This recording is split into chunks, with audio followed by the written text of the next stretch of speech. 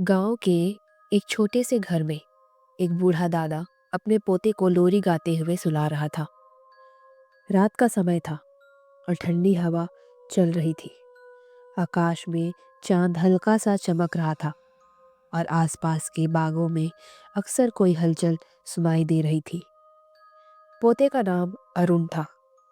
उस रात अरुण के दादा ने एक अजीब सी बात अपने अरुण से कही, तो सो जा बेटा, वरना वो कौवा आ जाएगा। अरुण चौकस हो गया। उसने पूछा, कौवा? कौन सा कौवा दादा? तो दादा हंसी में कहते हुए बोले, वो कौवा नहीं, चुड़ैल है।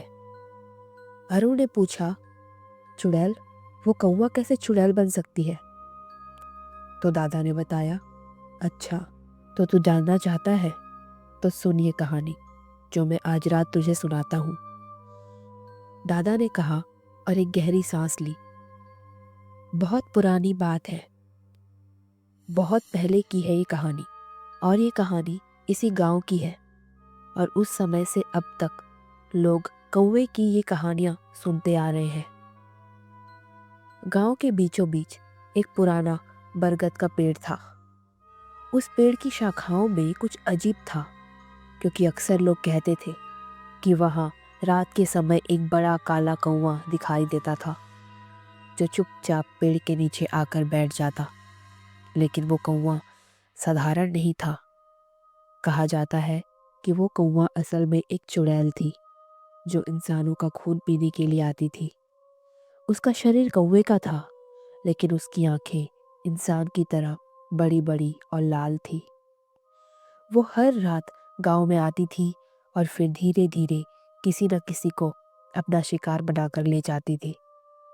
अपने दादा की बात सुनकर अरुण बोला, लेकिन दादा, अगर वो चुड़ैल थी तो क्या लोग उसे कभी पकड़ नहीं पाए? तो दादा मुस्कुराकर बोले, कई लोग कोशिश करते थे, लेकिन हर बार वो कौवा रात के अंधेरे में उड़ जाता था। और फिर अगली सुबह वही कौवा उसी बरगद के पेड़ के पास दिखाई देता था। लोग डर के मारे उस पेड़ के पास नहीं जाते थे। कहानी ऐसी थी कि हर हफ्ते एक आदमी गायब हो जाता था। कभी किसान, कभी लड़की, तो कभी कोई बच्चा। सब लोग दहशत में रहने लगे थे। उस कौवे की कहानियां आसपास के गांव में भी फैल गई थी, जिसे सुनते सुनते लोग डरने लगे थे। लेकिन कोई ये जानने की हिम्मत नहीं करता था कि आखिरकार इसके पीछे का राज क्या है। दादा की आवाज में अब कुछ सिरहन सी लगी। उन्होंने कहा, एक दिन एक युवा लड़का जो गांव में ही रहता था, उसने उस पेड़ के पास जाकर कौवे को पकड़ने का हौसला दिखाया। राघव नाम था उसका। बहुत साहसी था वो। भूत प्रेत जैसी चीजों से भी नहीं डरता था। और उसका कारण ये था कि उसके पिता एक पुजारी थे, जो कुछ तंत्र मंत्र भी जानते थे। राघव ने निश्चय किया कि वो उस कौवे की असली पहचान का पता लगाएगा। तो राघव ने रात को पेड़ के नीचे आकर एक जाल बिछाया। उसने सुना था कि कौवा रात को भी उस पेड़ के पास जरूर आता है। रात का समय था और आसपास घना अंधेरा पसरा हुआ था। तब राघव ने धीरे धीरे अपनी छड़ी से जाल को बिछा दिया और खुद पेड़ के पीछे छिप गया। जैसे ही रात का सन्नाटा और बढ़ा, राघव ने सुना कि आसपास कुछ हलचल हो रही है। उसने पेड़ के पीछे से झांककर इधर उधर देखा, तो उसे अचानक एक बड़ा काला कौवा सामने खड़ा दिखाई दिया। उसको देखकर राघव के दिल की धड़कन तेज हो गई। उसने चुपके से देखा और उसी पल उसे समझ आ गया कि ये कोई साधारण कौवा नहीं है। कौवा धीरे धीरे राघव की ओर बढ़ा और राघव ने अपने होश को काबू में रखा। तभी वो कौवा राघव के सामने रुककर फड़फड़ाया और उसकी आंखों से खून जैसी लाली चमकी। कहानी सुनाते हुए दादा रुक गए और उन्होंने अरुण की आंखों में डर देखा। उन्होंने आवाज धीमी की और आगे कहानी सुनाते हुए बोले, उस कौवे की आंखों में एक इंसान का शरीर दिखाई दे रहा था। ऐसे लग रहा था कि उसकी आंखों में कोई कैद है। असल में उसकी आंखों में एक चुड़ैल दिखाई दे रही थी। राघव ये देखकर कांप गया। राघव ने हिम्मत से काम लिया और सोचा कि अगर इस चुड़ैल को पकड़ना है तो उसे अब तंत्र मंत्र करना होगा। इसके बाद उसने मंत्र पढ़ते हुए कौवे के पास धीरे धीरे एक गोला बना दिया। उस गोले में एक अजीब सी आभा चमकने लगी और फिर कौवा अचानक डर के मारे उड़ते हुए आसमान में गायब हो गया।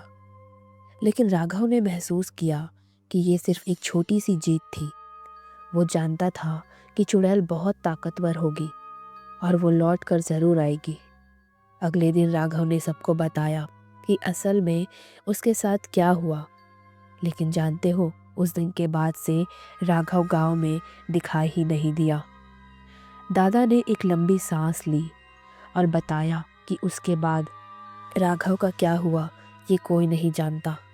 लेकिन उस रात के बाद गांव में एक और बुरी चीज़ हुई, और वो ये कि उसके बाद हर रात कौवा और भी डरावना होता गया। उसे पकड़ने के लिए गांव के लोग एक साथ आए, लेकिन उसे पकड़ने का कोई तरीका नहीं था। फिर दहशत तो और बढ़ गई जब वो कौवा लोगों के सपनों में आकर उन्हें धमकाने लगा। और जब उसकी ताकत और बढ़ी तो फिर वो हर शिकार से पहले अपनी आवाज़ में किसी का नाम पुकारता था। यानी जिसका नाम उसने पुकारा वो अगले दिन गायब हो जाता था। ऐसे ही दिन बीतते गए। वो कौवा आता था, अपने शिकार का नाम लेता था और फिर अगले दिन उस इंसान के साथ क्या करता था ये किसी को पता नहीं चलता। फिर एक रात आई जब कौवा अपने असली रूप में आया। असल में वो कौवा नहीं, एक भयावह महिला थी जो काले कपड़ों में ढकी हुई थी और उसकी आंखें पूरी तरह से लाल थी।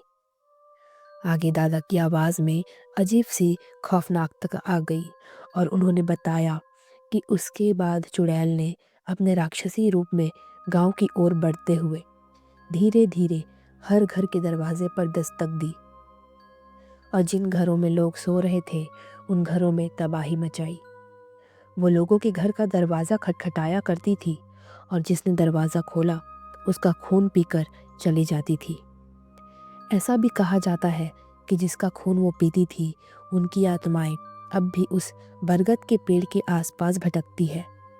किसी को समझ नहीं आता था कि आखिरकार वो चुड़ैल कब तक गांव को परेशान करेगी। फिर एक दिन गांव के बुजुर्गों ने एक तंत्र विद्या के ज्ञाता को बुलाया।